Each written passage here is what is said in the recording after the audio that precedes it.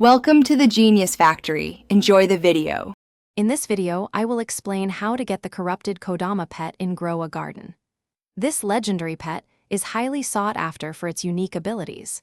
You primarily obtain it from kitsune chests, which have a 4.2% chance of containing a corrupted Kodama. These chests are earned by interacting with the kitsune NPC or can be purchased directly. To earn kitsune chests, you must fill 2 gauges for the kitsune NPC by providing specific fruits.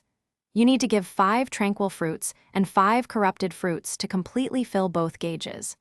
Growing Zen-type plants is crucial for producing these special fruits. Additionally, equipping pets with tranquil or corrupted mutation abilities can significantly speed up this process.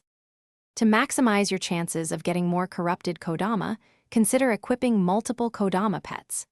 A single level 1 Kodama pet provides a 4% chance for Zen-type fruits to gain the tranquil mutation. By leveling up your Kodama pets, this chance can increase to around 60%. For the highest boost, aim for rainbow Kodama pets, which can push the mutation rate to 75%. The corrupted Kodama pet offers substantial benefits, making it a valuable asset.